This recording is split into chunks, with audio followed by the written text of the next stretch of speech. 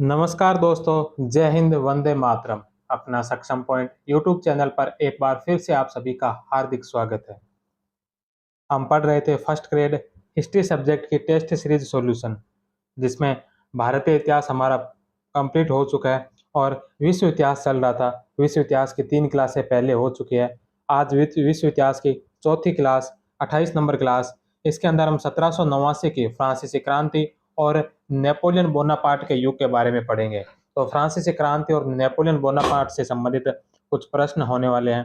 पहला प्रश्न है कि निम्नलिखित में से किसको फ्रांस की क्रांति के समय राष्ट्र की समाधि कहा गया? तो फ्रांस की क्रांति के समय किसको राष्ट्र की समाधि कहा गया था? तो दरबार को। 1 नंबर ऑप्शन।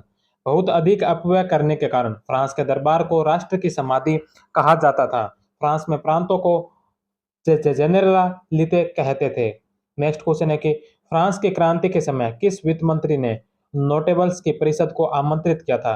तो फ्रांस की क्रांति के समय कौन से वित्त मंत्री थे जिन्होंने नोटेबल्स की परिषद को आमंत्रित किया था? तो वो थे केलोन। 1 नंबर ऑप्शन। फ्रांस की आर्थिक स्थिति को सुधारने के लिए फ्रांस के राजा लुई 16वें ने एक दिन एक के बाद एक वित्त मंत्री बनाए। तुर्गो, नेकर, फलरी, केलोन व ब्रिन को क्रमशः वित्त मंत्री बनाया था। नेक्स्ट क्वेश्चन है कि 5 मई 1789 को स्टेट्स जनरल का अधिवेशन हुआ। उस समय फ्रांस का वित्त मंत्री कौन था?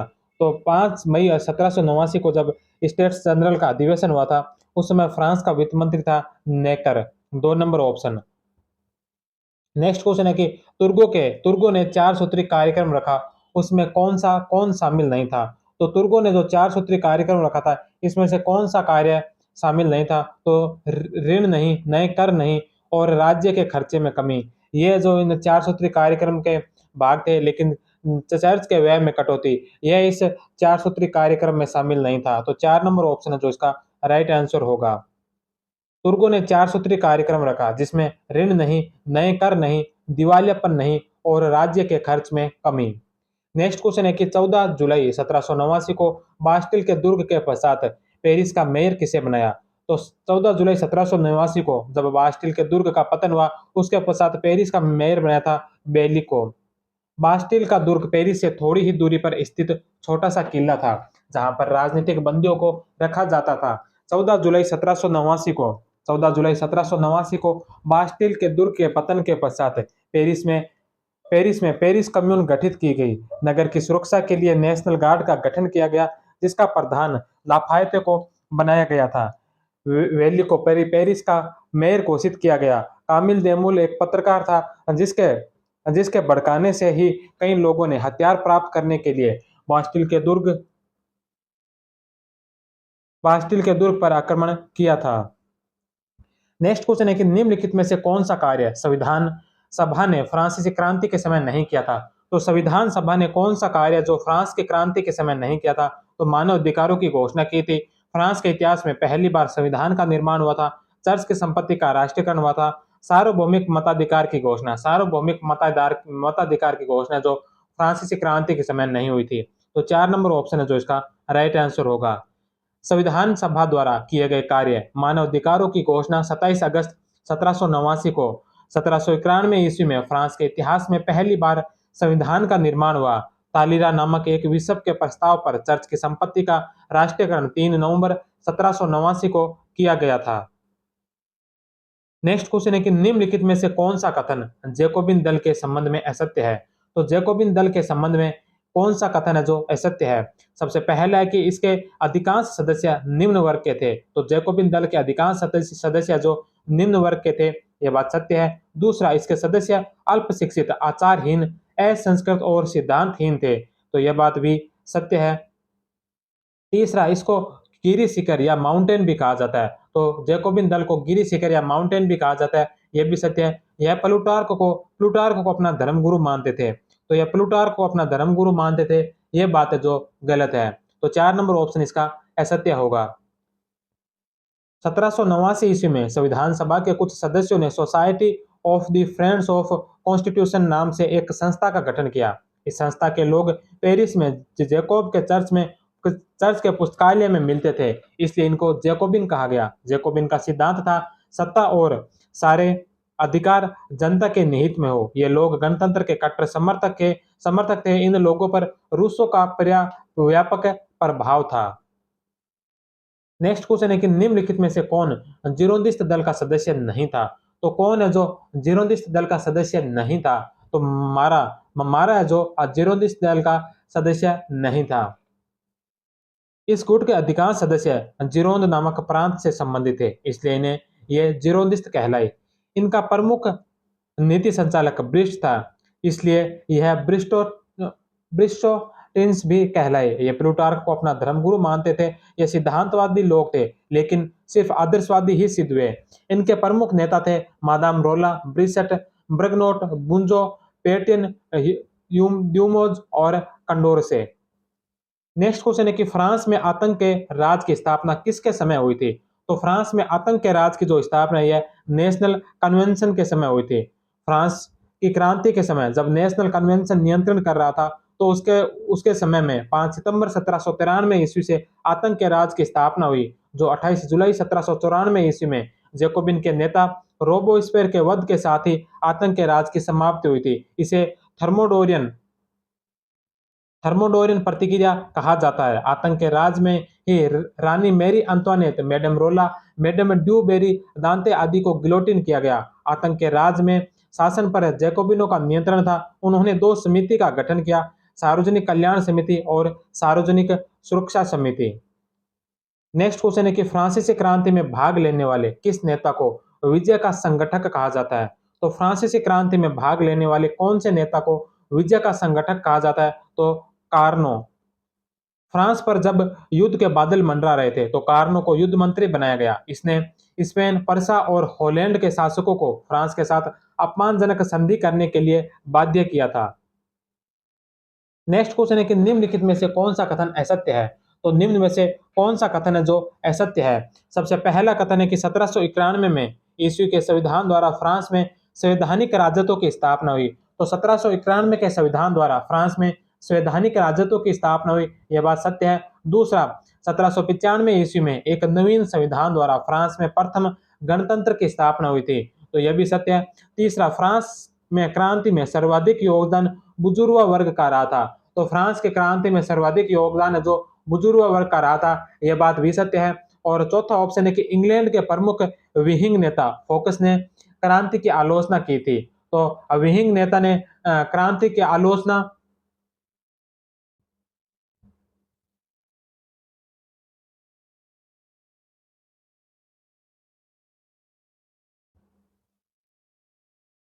तो क्रांति की आलोचना जो की थी वो विहिंग नेता फोकस ने नहीं, बल्कि विहिंग नेता बर्क ने की थी। तो 4 नंबर ऑप्शन है जो इसका गलत होगा। इंग्लैंड के विहिंग नेता बर्क ने reflection on the French revolution नामक पुस्तक में फ्रांस की क्रांति की तीखी आलोचना की थी। तो यह आलोचना करने वाले विहिंग नेता बर्क थे। नेक्स्ट क्वेश्चन है कि आत्मत्याग का अध्यादेश किसके द्वारा जारी किया गया था? तो आत्मत्याग का जो अध्यादेश है यह राष्ट्रीय सभा के द्वारा जारी किया गया था। 3 नंबर ऑप्शन है जो इसका राइट आंसर होगा। राष्ट्रीय सभा द्वारा विसर्जन से ठीक पूर्व पारित अंतिम प्रस्ताव की इस सभा यानी कि राष्ट्रीय सभा का कोई भी सदस्य व्यवस्थापिका सभा का सदस्य नहीं बन सकेगा। इससे नया संविधान सर्वथा अनुभवहीन व्यक्तियों के हाथों में चला गया था। नेक्स्ट क्वेश्चन है कि फ्रांस की क्रांति में जूरर कौन थे? तो फ्रांस की क्रांति में जूरर कौन थे? जूरर थे पादरी जिन्होंने civil constitution of the clergy को स्वीकार कर लिया था। जिन पादरियों ने civil constitution of the clergy को स्वीकार कर लिया था वे जूरर कहलाए, और जिन्होंने इन्हें स्वीकार नहीं किया था वे नॉन जूरर कहलाए थे। नेक्स्ट क्वेश्चन है कि नेपोलियन ने फ्रांस के सम्राट की उपाधि कब धारण की थी? तो नेपोलियन ने फ्रांस के सम्राट की उपाधि है जो 18 मई 1804 को धारण की थी। नेपोलियन ने 18 मई 1804 को फ्रांस के सम्राट की उपाधि धारण की तथा 2 दिसंबर 1804 को नोत्रेदाम के कैथेड्रल चर्च में नेपोलियन का राज्याभिषेक हुआ था। नेक्स्ट क्वेश्चन है कि नेपोलियन ने प्रीफेक्टो एवं सहायक प्रीफेक्टो की नियुक्ति शासन के किस स्तर पर की थी? नेपोलियन ने प्रीफेक्टो एवं सहायक प्रीफेक्टो की नियुक्ति शासन के किस स्तर पर की थी? तो यह की थी प्रांतों में। नेपोलियन ने स्थानीय शासन को समाप्त कर प्रांतों में इन अधिकारों की नियुक्ति की थी। नेक्स्ट क्वेश्चन है कि नेपोलियन बोनापार्ट ने अपने छोटे भाई जोसेफ बोनापार्ट को कहाँ का राजा बनाया? तो नेपोलियन बोनापार्ट ने अपने छोटे भाई जोसेफ बोनापार्ट को इसको स्पेन का राजा बनाया था। जोसेफ बोनापार्ट जो स्पेन का राजा था, लुई बोनापार्ट हॉलैंड का, जोरेम को वेस्टफेलिया का, कैरोलिन जो नेपोलियन बोनापार्ट की बहन थी, तो कैरोलिन का विवाह अपने सेनापति मूरा के साथ कर दिया और मूरा को नेपल्स का शासक बना दिया था।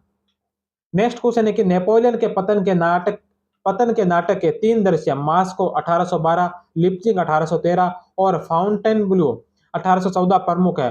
वाटरलू इस नाटक का उपसंहार है। यह कथन किसका है?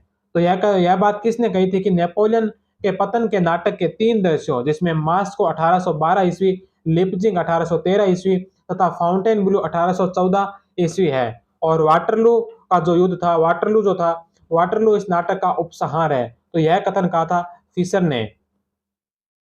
इसके अलावा नेपोलियन ने कहा था, मैंने समय नष्ट किया, समय ने मुझे नष्ट किया। डॉक्टर सतोने ने लिखा कि नेपोलियन के पतन के सारे कारण एक ही शब्द थकान में निहित है।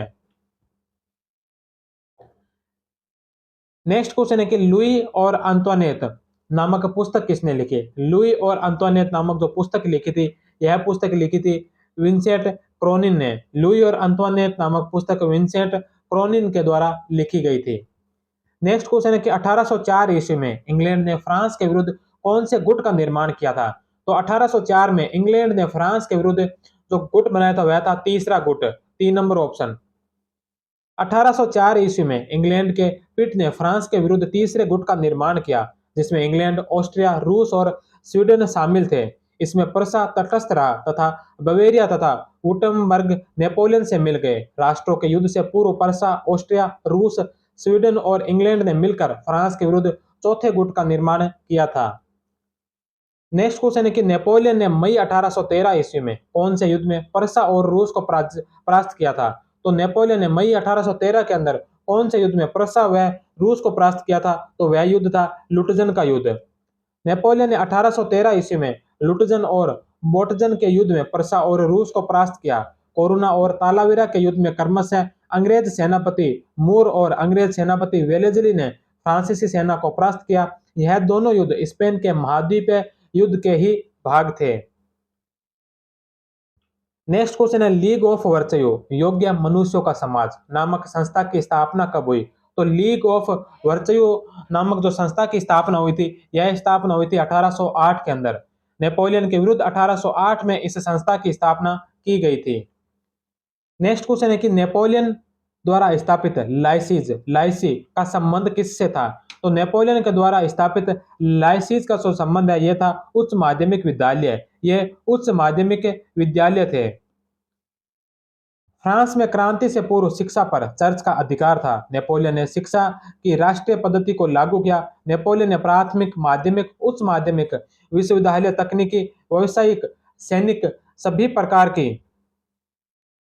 प्रकार की शिक्षाओं के निर्देशों का एक ढांचा तैयार किया। नेपोलियन ने प्रारंभिक या आरंभिक शिक्षा की व्यवस्था प्रत्येक क्षेत्र विशेष द्वारा क्षेत्रीय अधिकारियों, प्रीफेक्ट या सब प्रीफेक्ट की देखरेख में की जाएगी। लाइसी या लाइसीज नामक उच्च माध्यमिक विद्यालय खोले गए।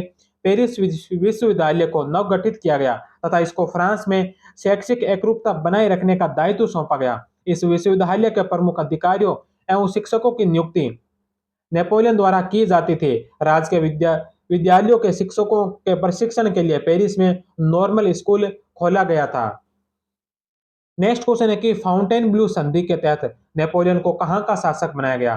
तो फाउंटेन ब्लू की जो संधि हुई थी, इस संधि के तहत नेपोलियन को जो एल्बा द्वीप का शासक बनाया गया। 2 नंबर ऑप्शन। फाउंटेन ब्लू की संधि के बाद नेपोलियन को पेरिस छोड़कर जाने के बाद फ्रांस में अस्थायी सरकार का निर्माण टेलरा के नेतृत्व में किया गया था। नेक्स्ट क्वेश्चन है कि प्लेस्यूज का समझौता कब हुआ था? तो प्लेस्यूज का समझौता है जो यह समझौता हुआ था 1813 ईस्वी में। यह समझौता 4 जून 1813 ईस्वी को परसा, रूस व फ्रांस के मध्य हुआ था। इसके तहत 7 सप्ताह के लिए युद्ध स्थगित कर दिया गया था। नेक्स्ट क्वेश्चन है कि ऑस्ट्रेलिया का युद्ध कब हुआ था? तो ऑस्ट्रेलिया का युद्ध जो 1805 ईस्वी में हुआ था। ऑस्ट्रेलिया का युद्ध 2 दिसंबर 1805 को 2 दिसंबर 1805 के ऑस्ट्रेलिया के युद्ध में रूस और ऑस्ट्रिया की संयुक्त सेनाओं को नेपोलियन ने पराजित किया था। इस युद्ध में तीन सम्राट अर्थात फ्रांस का नेपोलियन बोनापार्ट, रूस का जार अलेक्जेंडर प्रथम और ऑस्ट्रिया का फ्रांसिस द्वितीय शामिल हुए थे। इसलिए इस युद्ध को तीन सम्राटों का युद्ध भी कहा जाता है। नेक्स्ट क्वेश्चन है कि नेपोलियन ने रूस को किस युद्ध में पराजित कर उसे 7 जुलाई 1807 को तिलसित की संधि के लिए बाध्य किया था। तो नेपोलियन ने रूस को कौन से युद्ध में पराजित किया और उसके बाद 7 जुलाई 1807 को तिलसित की संधि के लिए बाध्य किया था? तो वह युद्ध था फ्रीडलैंड का युद्ध। नेपोलियन ने 1807 में इयलव का युद्ध रूस के साथ लड़ा था, लेकिन वह अनिर्णायक सिद्ध हुआ। इसके पश्चात नेपोलियन ने 14 जून 1807 को फ्रीडलैंड के युद्ध में रूस को पराजित किया और उसे टिलसिट की संधि करने के लिए बाध्य किया था। टिलसिट की संधि के समय अलेक्जेंडर ने नेपोलियन से कहा, यूरोप क्या है, मैं और तू ही यूरोप है। यह फ्रांस और रूस के संबंधों का सर्वोत्तम समय होने के साथ नेपोलियन के उत्कर्ष की भी चरम सीमा थी।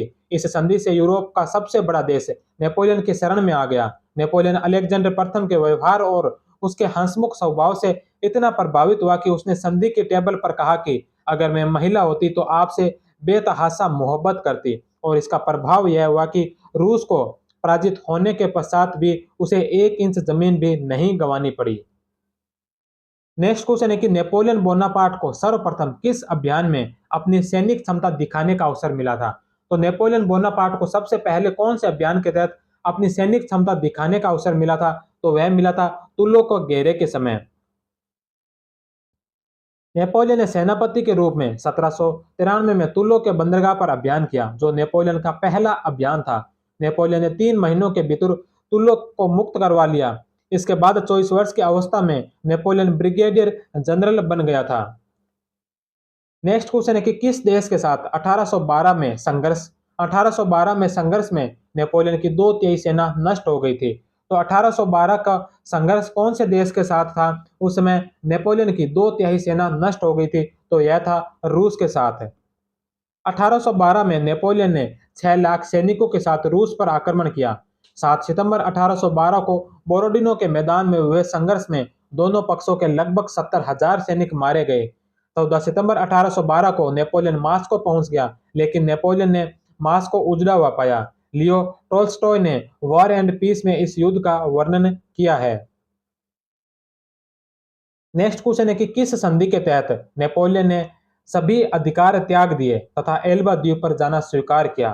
तो कौन सी संधि के तहत नेपोलियन ने सभी अधिकार त्याग दिए तथा एल्बा द्वीप पर जाना स्वीकार किया? तो फाउंटेन ब्लू की संधि के तहत। फाउंटेन ब्लू की संधि फाउंटेन ब्लू की संधि जो अप्रैल 1814 में हुई थी, इसके तहत नेपोलियन ने महाद्वीपीय प्रणाली त्याग दी तथा नेपोलियन को सम्राट की उपाधि सहित एल्बा द्वीप पर भेज दिया। नेपोलियन ने फ्रांस के सिंहासन के समस्त अधिकार त्याग दिए थे। नेक्स्ट क्वेश्चन है कि वीना सम्मेलन के समय नेपोलियन के पश्चात फ्रांस का शासक किसको बनाया?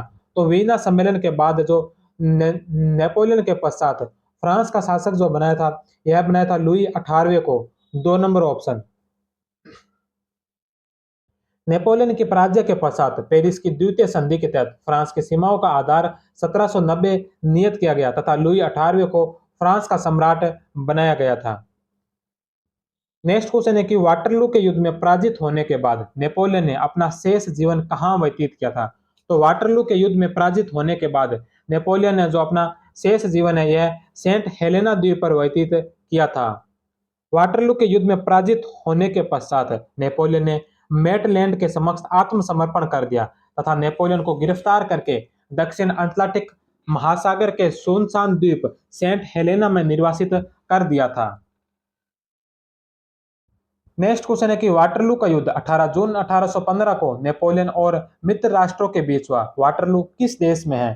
तो वाटरलू का जो युद्ध है ये 18 जून 1815 को नेपोलियन और मित्र राष्ट्रों के बीच हुआ था। वाटरलू है जो कौन से देश में है? तो वाटरलू है जो बेल्जियम में है। 18 जून 1815 को नेपोलियन और मित्र राष्ट्रों के मध्य वाटरलू का युद्ध लड़ा गया। इस युद्ध में मित्र राष्ट्रों की सेना का नेतृत्व ड्यूक ऑफ वेलिंगटन तथा पर्सा के ब्लूखर ने किया था। नेक्स्ट क्वेश्चन है कि कौन सा युद्ध इतिहास में राष्ट्रों के युद्ध के नाम से जाना जाता है? तो कौन सा युद्ध है जो इतिहास में राष्ट्रों के युद्ध के नाम से जाना जाता है? तो लिप्जिंग का जो युद्ध है इसे राष्ट्रों का युद्ध की संज्ञा दी गई है। पर्सा, ऑस्ट्रिया, रूस, स्वीडन और इंग्लैंड ने मिलकर नेपोलियन के विरुद्ध चौथे गुट का निर्माण किया और 19 अक्टूबर 1813 को लिप्जिंग के युद्ध में नेपोलियन को पराजित किया। इस युद्ध को राष्ट्रों का युद्ध कहा जाता है। इस युद्ध में नेपोलियन को लगभग 1,20,000 सैनिकों से हाथ धोना पड़ा था। नेक्स्ट क्वेश्चन है कि नेपोलियन की महाद्वीपीय व्यवस्था में बर्लिन विज्ञप्ति का प्रकाशन कब हुआ था? तो नेपोलियन के जो महाद्वीपीय व्यवस्था थी इसके अंदर बर्लिन विज्ञप्ति का प्रकाशन कब हुआ था? तो यह प्रकाशन हुआ था 1806 ईस्वी के अंदर। नेपोलियन ने महाद्वीपीय व्यवस्था का संबंध इंग्लैंड के व्यापार को अवरुद्ध करने से था। महाद्वीपीय व्यवस्था की योजना मोंट गिलार्ड द्वारा 1805 में नेपोलियन के लिखे गए पत्र पर आधारित थी। नेपोलियन ने 1806 में बर्लिन आदेश के द्वारा ब्रिटिश द्वीप समूह के खिलाफ नाकेबंदी करते हुए उसके सभी उपनिवेशों के साथ यूरोप का व्यापार बंद कर दिया था। 1807 में वारसा आदेश जारी कर पर्सा तथा हेनोवर के समुद्र तटों पर भी अंग्रेजी व्यापार के विरुद्ध प्रतिबंध लगा दिया। 1807 में इंग्लैंड ने इसके प्रत्युत्तर में ऑर्डर इन काउंसिल नामक अध्यादेश जारी किए, जिसके तहत फ्रांस या उसके मित्र राष्ट्रों का कोई जहाज उसके प्रभाव क्षेत्र में एक स्थान से दूसरे स्थान पर नहीं जा सकेगा। इसके प्रत्युत्तर में नेपोलियन ने मिलान आदेश जारी किया, जिसके तहत कोई भी जहाज अंग्रेजी बंदरगाह से होकर आया हो तो उसका माल जब्त कर लिया जाएगा। नेक्स्ट क्वेश्चन है कि किस संधि के पश्चात 16 16 राज्यों को मिलाकर एक जर्मन परिसंघ बनाया गया था? तो कौन सी संधि के तहत है जो 16 राज्यों को मिलाकर एक जर्मन परिसंघ का निर्माण किया? तो यह क्या था? प्रेसबर्ग की संधि के पश्चात। बवेरिया तथा वुर्टमबर्ग के साथ 14 तथा कुल 16 राज्यों को मिलाकर राइन राज्य संघ का निर्माण किया गया। इसी इसी कारण लिप्सन महोदय ने कहा था कि आधुनिक इतिहास में मजाकों में से एक यह मजाक है कि जर्मनी का निर्माता नेपोलियन को कहा जाता है। नेक्स्ट क्वेश्चन है कि ट्राफलगर के युद्ध के बारे में असत्य कथन बताए। तो ट्राफलगर के युद्ध के बारे में असत्य कथन बताना है। पहला कि यह युद्ध 21 अक्टूबर 1805 को फ्रांस और इंग्लैंड के मध्य हुआ था, तो यह बात बिल्कुल सही है। दूसरा कि इस युद्ध में इंग्लैंड का सेना नायक नेल्सन मारा गया, तो इस युद्ध के अंदर इंग्लैंड का जो सेना नायक था नेल्सन वह मारा गया, यह बात भी सत्य है। तीसरा, ट्राफलर के इस युद्ध में फ्रांस ने इंग्लैंड को पराजित किया था, तो इस युद्ध में फ्रांस ने इंग्लैंड को नहीं बल्कि इंग्लैंड ने फ्रांस को पराजित किया था। तो यहाँ पर इसमें उल्टा दे रखा है, फ्रांस ने इंग्लैंड को पराजित किया, यह नहीं होगा, इंग्लैंड ने जो फ्रांस को पराजित किया था। तो 3 नंबर जो गलत है। और चौथा है कि नेपोलियन ने इस युद्ध के बाद कहा था कि मैं समुद्र को तो नहीं सुखा सकता, अन्यथा मैं ब्रिटेन को नेस्ते नाबूद कर दूं। 4 नंबर ऑप्शन भी सत्य है। ट्राफलर के युद्ध में इंग्लैंड ने फ्रांस को बुरी तरह से पराजित किया था। उसके पश्चात नेपोलियन ने सदैव के लिए समुद्री मार्ग से इंग्लैंड के ऊपर आक्रमण करने की योजना का परित्याग कर दिया था।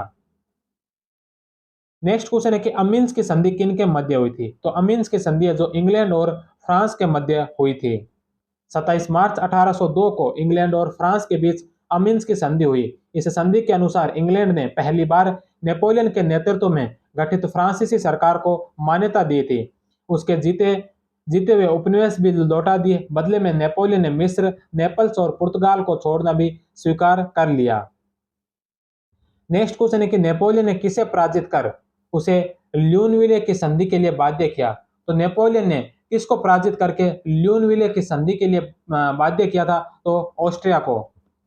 नेपोलियन ने दिसंबर 1800 ईस्वी में होहेनलिंडन के ऑस्ट्रिया को युद्ध में पराजित कर उसे 1801 में ल्यूनविले की संधि के लिए बाध्य किया था। नेक्स्ट क्वेश्चन है कि नेपोलियन ने सिविल कोड या नागरिक संहिता कब तैयार की थी? तो नेपोलियन ने जो सिविल कोड तैयार किया था, जो नागरिक संहिता तैयार की थी, यह की थी 1804 ईस्वी के अंदर।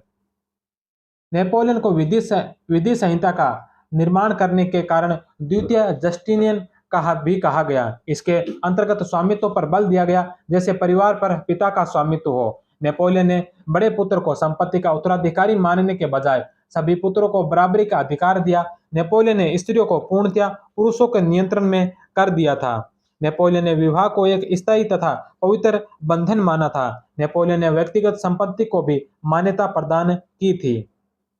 नेक्स्ट क्वेश्चन है कि नेपोलियन ने पोप के साथ कॉनकॉर्डेटा समझौता कब किया था? तो नेपोलियन ने पोप के साथ जो कॉनकॉर्डेटा का जो समझौता किया था, यह किया था 1801 ईस्वी में।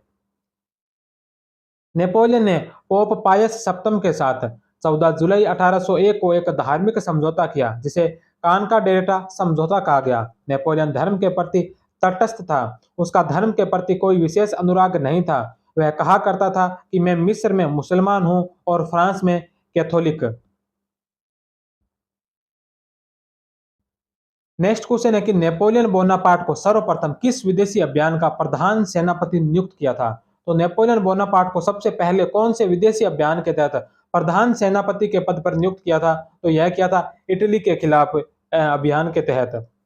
नेपोलियन का प्रथम अभियान इटली अभियान अप्रैल 1796 से अप्रैल 1797 तक हुआ। इस अभियान में नेपोलियन ने ऑस्ट्रिया तथा सार्डिनिया दोनों की सेनाओं को पराजित किया तथा ऑस्ट्रिया को 1797 में कैंपो फॉर्मिया की संधि पर हस्ताक्षर करने के लिए बाध्य किया। इटली में नेपोलियन के प्रथम अभियान की समीक्षा इन शब्दों से की जाती है कि वह आया, उसने देखा और उसने जीत लिया।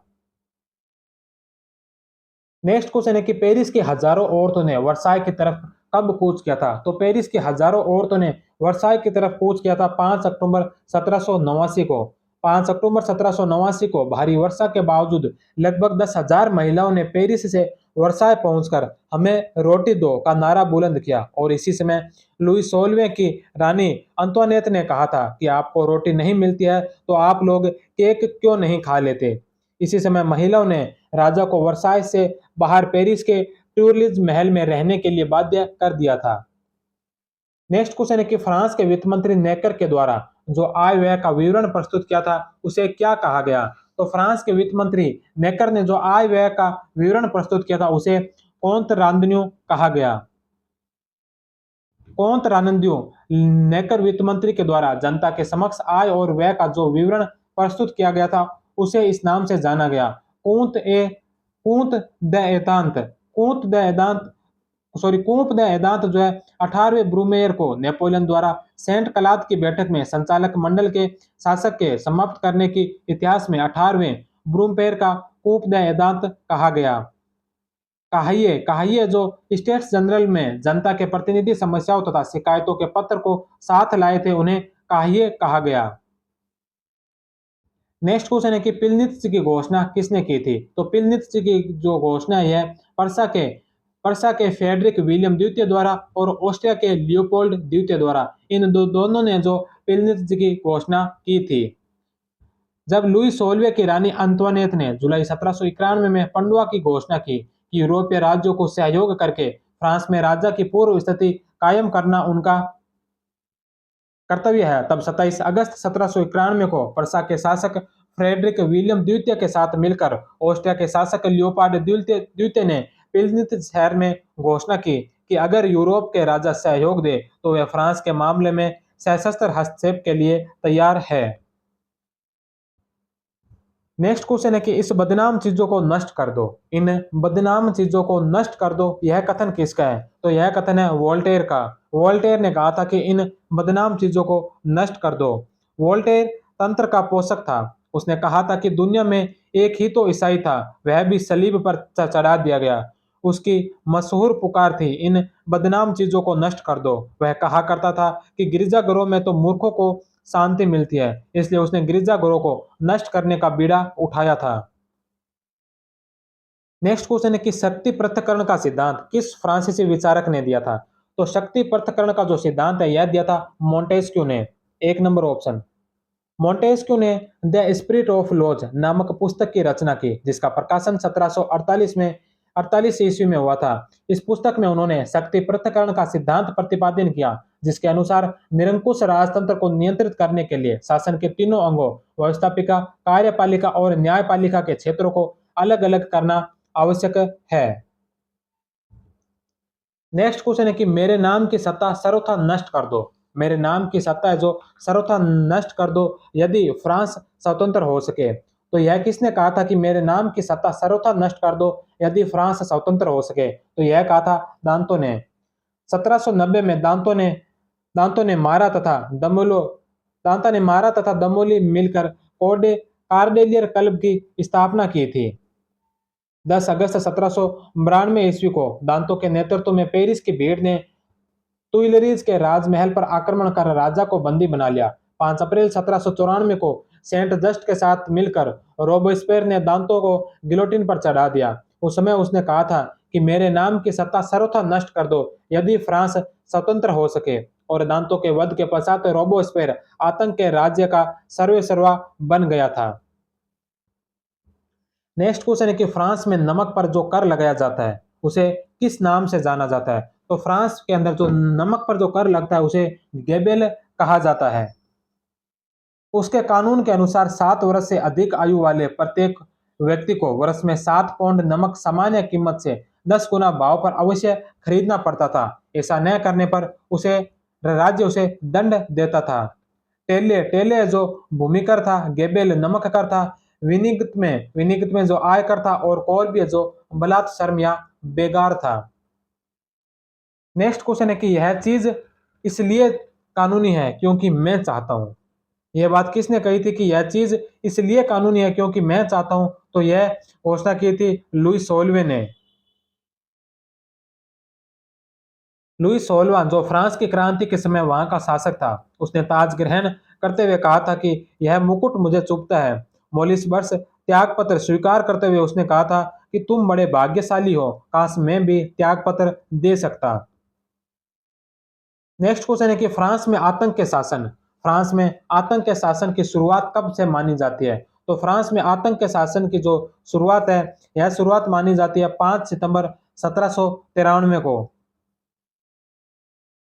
फ्रांस में आतंक का शासन 5 सितंबर 1793 से 28 जुलाई 1794 तक मानी जाती है।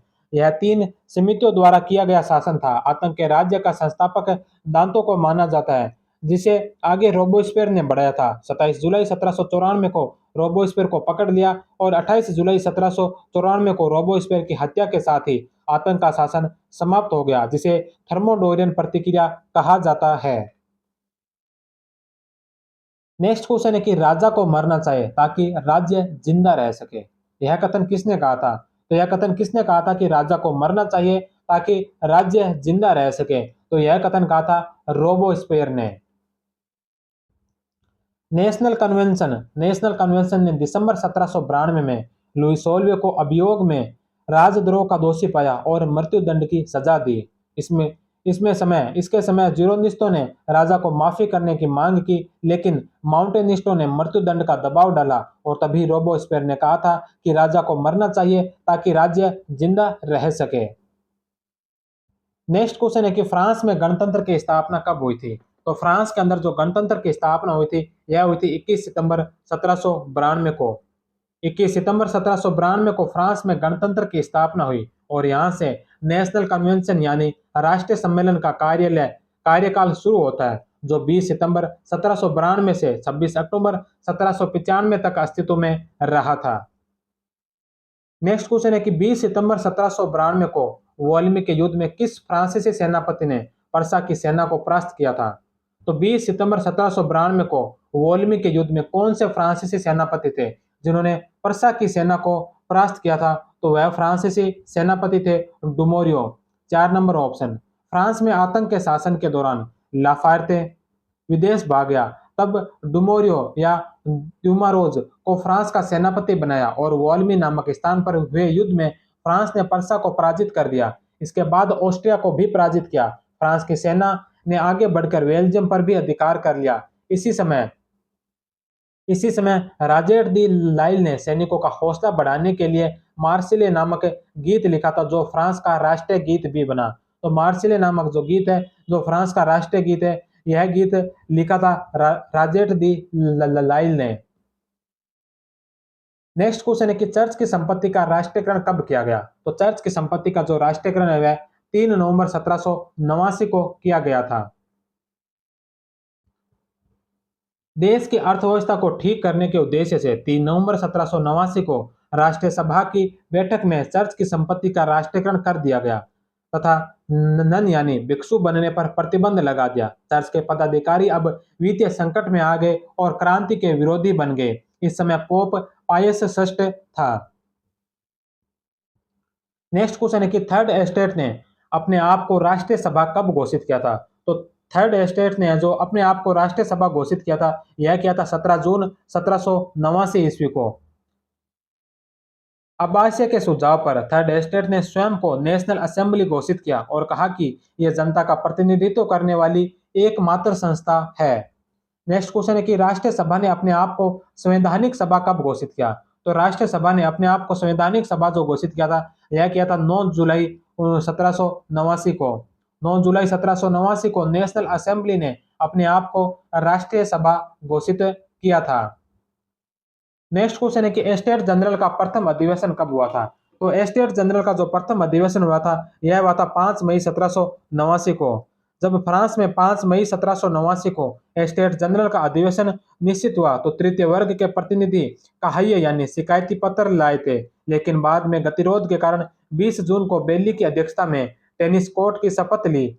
उसी समय मिराबो ने राजा के प्रतिनिधि से कहा कि जाओ और राजा को कह दो कि दो संगीनों की शक्ति जनता की शक्ति के आगे कुछ नहीं है। नेक्स्ट क्वेश्चन है कि निम्नलिखित में से कौन सी रचना रूसो की नहीं है? तो कौन सी रचना है जो इसमें रूसो की नहीं है? तो सबसे पहली है सोशल कॉन्ट्रैक्ट। सोशल कॉन्ट्रैक्ट है जो रूसो की रचना है। दूसरे नंबर पर है treatise on tolerance. Treatise on tolerance जो रूसो की नहीं है। तीसरी discourses on science and arts, ये भी रूसो की है। और एमिल भी है जो रचना रूसो की है। तो 2 नंबर ऑप्शन इसका राइट होगा। रूसो की रचना है Emile Nouvelle Heloise, discourses on science and arts, social contract. Next question है कि टेनिस कोर्ट की शपथ का प्रस्ताव किसके द्वारा रखा गया था? तो टेनिस कोर्ट की शपथ का जो प्रस्ताव है, यह प्रस्ताव किसके द्वारा रखा गया था? तो टेनिस कोर्ट की शपथ का जो प्रस्ताव है, यह रखा गया था मोनियर के द्वारा। तीसरी सदन ने 17 जून 1789 को अपने को राष्ट्रीय सभा घोषित कर दिया। 20 जून 1789 को 20 जून 1789 को राजा ने सामंतों के दबाव में आकर राष्ट्रीय सभा के कार्यों में हस्तक्षेप करने के लिए सभा भवन के द्वार बंद करवा दिए। वहां पहुंचने के बाद सभा भवन बंद देकर राष्ट्रीय सभा के 600 से अधिक सदस्यों ने पास के टेनिस कोर्ट में बेली की अध्यक्षता में सभा कर एक शपथ ली। राष्ट्रीय सभा यह निश्चित करती है कि हम कभी भी अलग नहीं होंगे और जब जब तक संविधान का निर्माण नहीं हो जाता, उसे सुदृढ़ नींव पर नहीं रखा जाता, तब तक जहां भी हो, जब भी परिस्थितियों के अनुसार आवश्यक होगा, एकत्रित होते रहेंगे। टेनिस कोर्ट की शपथ का प्रस्ताव मोनियर के द्वारा रखा गया था। नेक्स्ट क्वेश्चन है कि रूसो को क्रांतिकारियों का पैगंबर किसने कहा था? तो रूसो को क्रांतिकारियों का जो पैगंबर है, यह कहा था लियो गर्साई के द्वारा। लियो गर्साई ने जो रूसो को क्रांतिकारियों का पैगंबर कहा था। लियो गर्साई ने रूसो को क्रांतिकारियों का पैगंबर कहा था। नेपोलियन ने रूसो के बारे में कहा था कि यदि रूसो न हुआ होता तो फ्रांसीसी क्रांति असंभव होती। और इसी के साथ ही आज की क्लास को यहीं पर समाप्त करते हैं। कल की क्लास में हम पढ़ेंगे इटली और जर्मनी का एकीकरण। तो कल 29 नंबर क्लास में हम इटली और जर्मनी का एकीकरण पढ़ेंगे। तब तक आप सभी का बहुत बहुत धन्यवाद। जय हिंद, वंदे मातरम।